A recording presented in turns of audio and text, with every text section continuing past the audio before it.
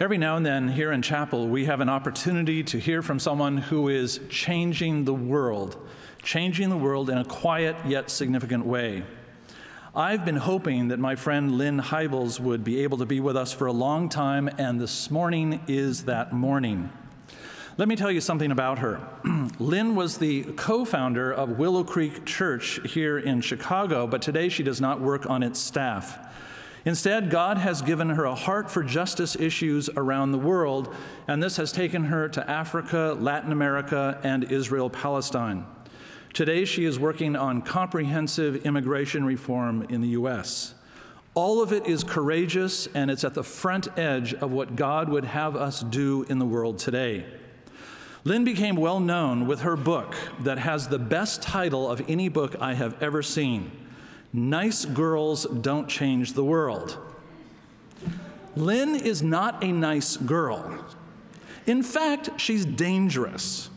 She has a creed that she wrote called the Dangerous Woman Creed that has been used widely by dangerous women all over the world. Here are a few lines from it. Dear God, please make us dangerous women. May we be healers of wounds and righters of wrongs. May we weep with those who weep and speak for those who cannot speak for themselves.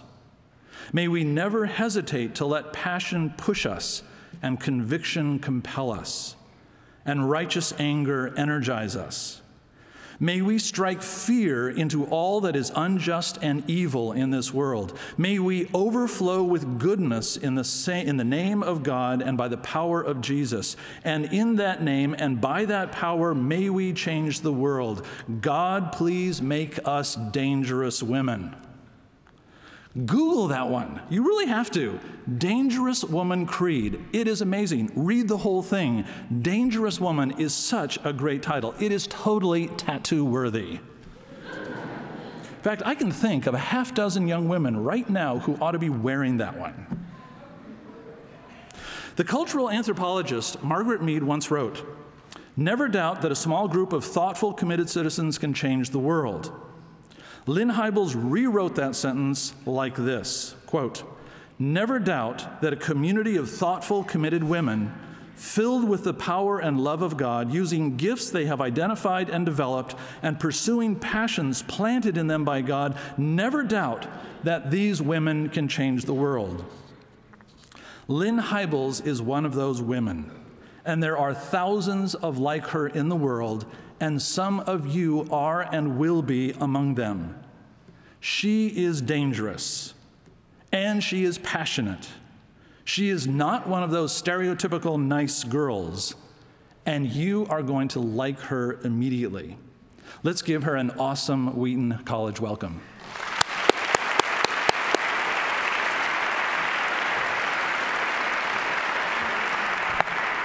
Well, I think I should just let Gary give my talk.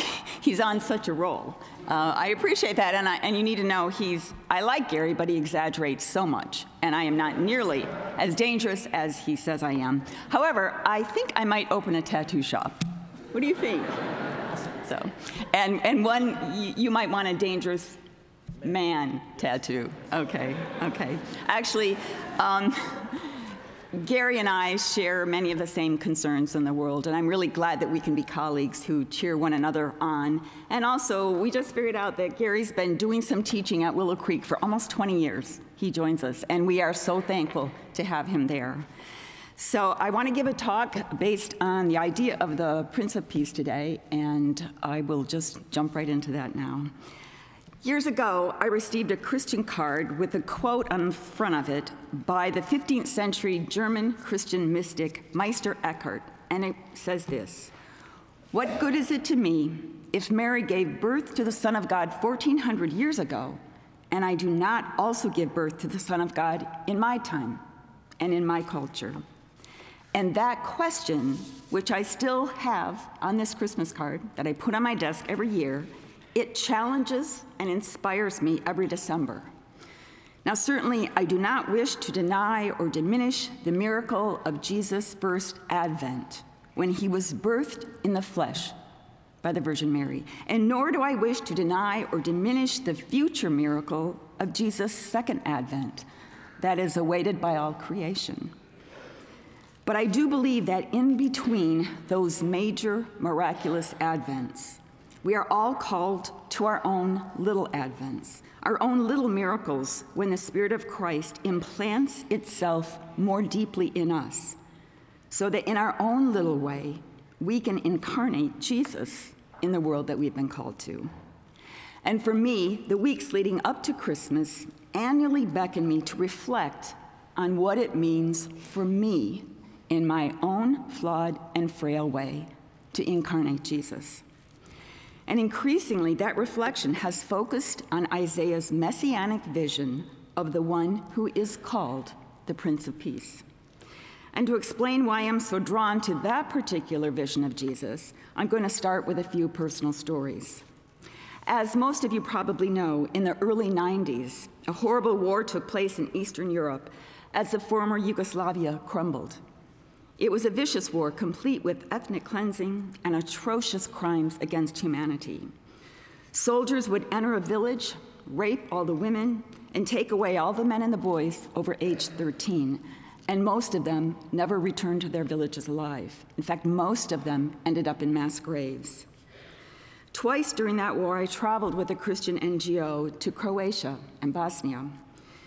We visited refugee centers filled with middle-class women, just like me and my friends, who had lost everything: jobs, husbands, homes, their planned-for future. And we visited schools where social workers tried to help kids who had watched their parents die when shells fell right into their homes. And these kids suffered so severely from post-traumatic stress that they just sat all day staring blankly and just silently chewing their fingernails, trapped in their own little place of pain and horror. And then we walked through the rubble of entire villages that had been crumbled, stumbling over the scattered remnants of daily life: a broken teacup, a scuffed shoe, a tattered doll. And it was the first time that I had seen war up close, and I was stunned by what human beings can do to each other. But that wasn't the last time that I saw war. Years later, I walked through the villages of eastern Congo, where the deadliest war since World War II has claimed almost 6 million lives, and where rape as a weapon of war has brutally violated tens of thousands of women and girls. Women and girls whose stories I heard and with whom I wept. And despite formal peace treaties and international agreements, that war still rages today, both in rural villages and in women's bodies. More recently, last May, I sat on a concrete floor in a dilapidated apartment in Amman, Jordan, with Syrian refugee women whose empty eyes told the silent story of their losses and their grief. Since the Syrian war started in the spring of 2011, 3 million Syrians have fled from their homes, seeking safety in Turkey, Lebanon, and Jordan, and other places. And another 6 million Syrians have been forced to flee from their homes, fleeing violence, and yet they're still within the boundaries of their country, literally running for their lives in an active war zone. And what that means is that as of today, nearly 1/2 of Syria's entire population has been displaced by war. 1/2 of the population displaced, and nobody sees an end to this war. And now those refugees have been joined by Iraqis fleeing ISIS, Christians, Muslims, men, women, and children who have traded their homes and their schools and their jobs and their friends and their dreams for a steady stream of nightmares. The UN estimates that fully 1 million Syrians and Iraqis are currently facing the freezing temperatures of winter without the basic necessities of shelter, food, and warm clothing, and all because of the violence of war. For the last 6 years, I've also traveled repeatedly to Israel and to the West Bank, looking for and finding people of peace, people committed to reconciliation between Israelis and Palestinians, and between Christians, Muslims, and Jews. And as you know, the last few months have been hard ones for peacemakers in the Holy Land. Last July, during the war in Gaza, I spent hours at my computer waiting for word from friends from the region, and it was a horrific time of grief and suffering and death for many people there. While I never consciously decided to begin spending time in war zones, that seems to be where I was led, and I continue to be so. And along the way, I have learned several key lessons, and that's what I'd like to share with you this morning. The first lesson I learned is that violent conflict has the capacity to destroy everything, from the body of the tiniest baby to the infrastructure of an entire society. In recent decades, many American Christians have become convinced that acts of compassion and the fight for justice are central to what it means to follow Jesus. And many churches are leading the way as agents of holistic transformation in communities throughout the world, living out the kingdom of God in beautifully practical ways. And that's all good. It's all wonderful, but it's not enough. Because if there is a war, if there is violent conflict, whatever good we've done will be undone. Violent conflict turns the greatest of our good deeds into nothing, and our most earnest gains for justice are lost. Where violence reigns, poverty is a given, human trafficking flourishes, abuse of women is guaranteed, diseases ravage, the displaced lose everything, and hope dies. So if we care about any of those great global tragedies, we have to also care about waging peace. The second thing I learned is that what happens on the grassroots level matters more than we think. I used to believe that the most significant dimension of peacemaking happened on the national or the international level. But what I've discovered is that while political powers can declare ceasefires and can create temporary solutions if they have the will to do so, those ceasefires and those solutions can only lead to a sustained peace if they're built upon a foundation of grassroots peacemaking and reconciliation. Even in a conflict as seemingly intractable as the one in the Holy Land, grassroots peacemakers are now, even now, offering a path toward peace. My Israeli Jewish friend, Rabbi Danilin, and my Palestinian Muslim friend, Bassam Aramin, each lost a child to the conflict.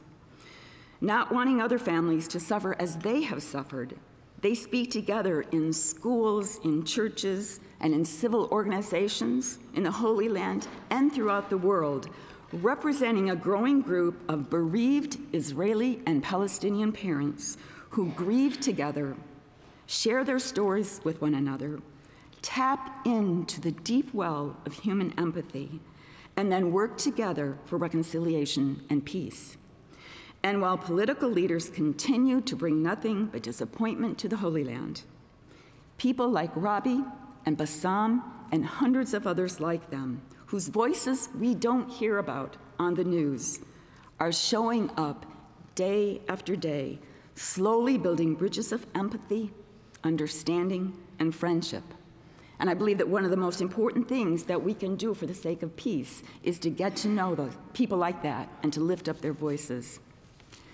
Just weeks ago, I was in Israel and in the West Bank again with a group from my church, and toward the end of that trip, the violence began escalating in Jerusalem, as you probably heard, and sadly, that is continuing to do so. But one of the meetings that I had during that trip was with a group of young Israeli and Palestinian women who are so fed up with the rhetoric of racial hatred and violence coming from both of their communities that they started a website where their voices, the voices of young women seeking peace in the midst of conflict, a place where their voices can be heard. And I'm so proud of them and so hopeful because of people like them. But this last weekend, I learned from one of them that's a school where her young children goes to school in Jerusalem was set on fire by an arsonist who also covered the school walls with anti-Arab graffiti. The school is a bilingual school where Jewish and Arab children study together and where Jewish and Arab parents advocate together for mutual coexistence in a shared Jerusalem. But now, while school books burn in a first-grade classroom, hundreds of Jerusalemites, Jews and Arabs, are gathering outside that school to protest the racial hatred and the violence and to say, we refuse to be enemies, and we will continue to refuse to be enemies. John Paul Lederach, director of the Kroc Institute for International Peace at Notre Dame, wrote a beautiful book called Moral Imagination, The Art and Soul of Peacemaking. And he defines moral imagination as the capacity to imagine ourselves in a web of relationships that includes our enemies. Moral imagination is the capacity to imagine ourselves in a web of relationships that includes our enemies. In Jerusalem today, and in many places throughout the world, there are those who have no imagination, who cannot see beyond the violence in their past and in their present and in their projected future. But there are also those with great and beautiful moral imaginations, like the young women I met just 3 weeks ago, who can view Jerusalem, even Jerusalem, as a place of peace for former enemies. And people like that are courageously and consistently speaking truth to power. And they are peacemakers, they are heroes, and they give me hope. The third thing I learned is that peacemaking is not passive. It requires action. Psalm 34:14 says, "Turn from evil and do good. Seek peace and pursue it." The psalmist doesn't suggest that we think about peace, or that we reflect on the niceness of peace, or that we consider how much better peace would be than war.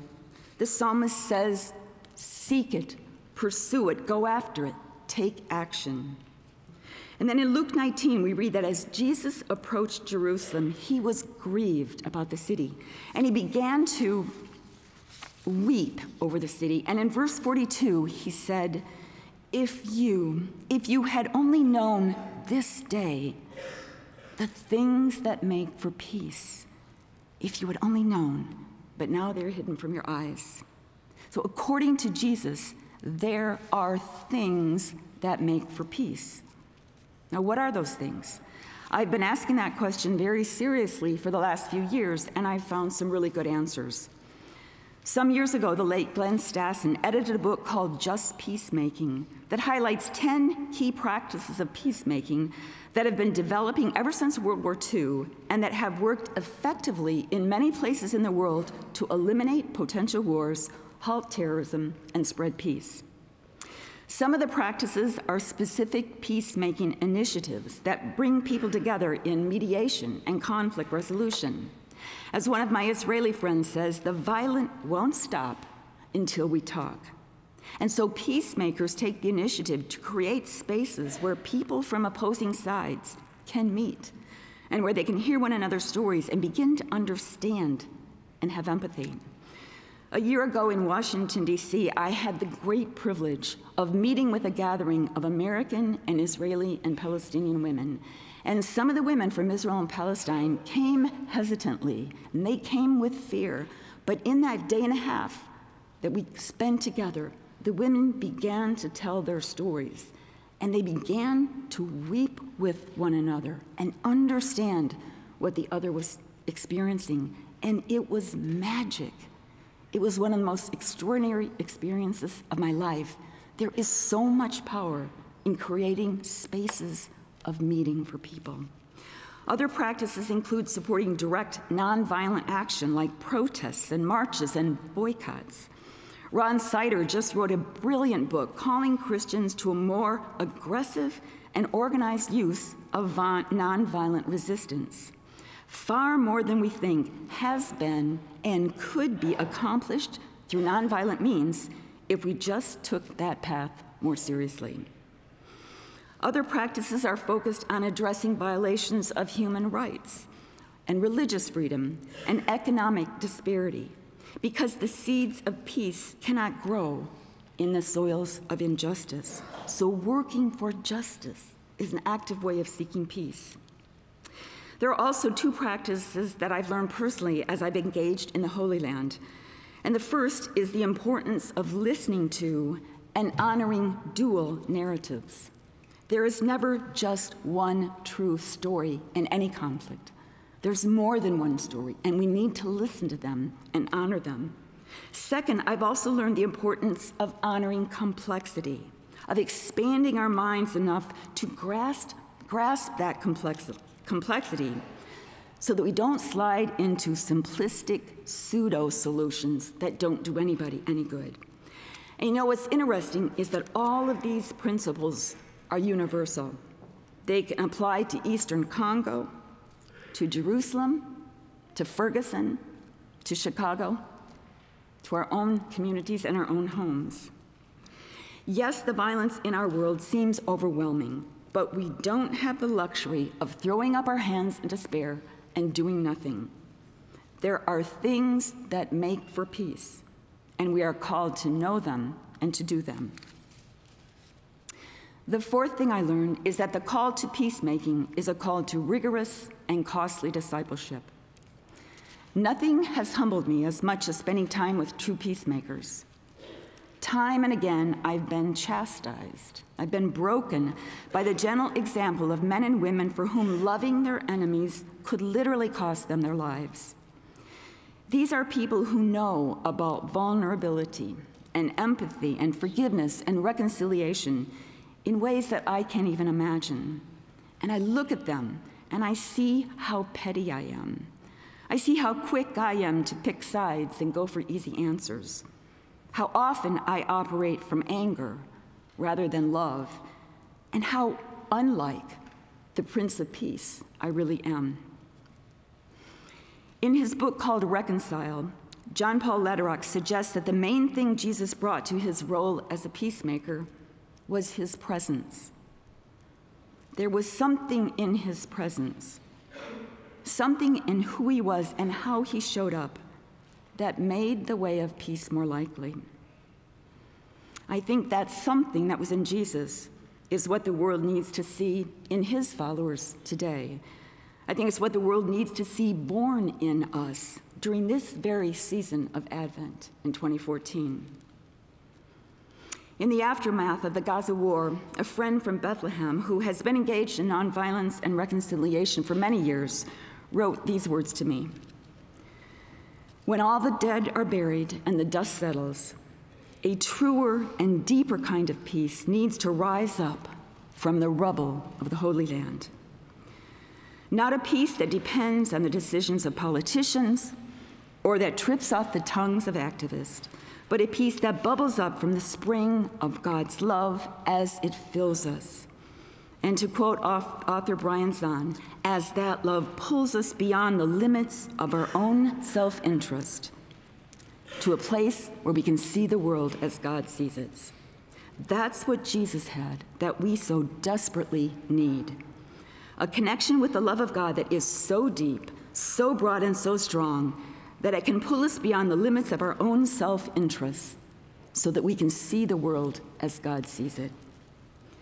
Seeing the world as God sees it, where even our enemy is a person made in the image of God and for whom Christ died, does not come naturally to us. I think it only comes through a journey of transformation grounded in prayer and silence and confession and humility and deep immersion into the words and the ways of Jesus. Peace demands a commitment for us to be broken and then remade into a purified vessel that can carry the peace of God into the world. I want to leave you today with a challenge.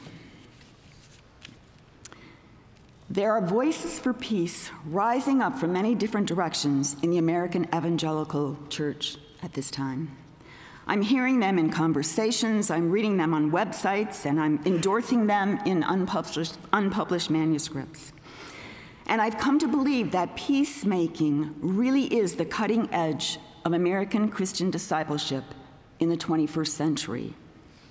I believe it's time for the American church to become a peace church, to become so committed to doing the things that make for peace that the world will be astonished. that people outside the church will say, who are these people? What makes them so loving and brave and countercultural? Why are they walking through the war zones of eastern Congo or the south side of Chicago? Why are they getting their hands dirty and maybe even putting their lives on the line for the sake of peace? Who are these people? And I want to be able to say, for example, oh, those are Wheaton College students. They're smart. They've taken the time to learn about the things that make for peace. And they're creative. They have the moral imagination to envision a future in which enemies will become friends. And they're patient. They know that creating the soil of justice in which the seeds of peace can grow takes time. But they're not giving up because they're deeply spiritual. In quiet moments of prayer and confession, they have allowed the Spirit of God to purify them and to pull them beyond the limit of their own self-interest so that they can see the world as He sees it.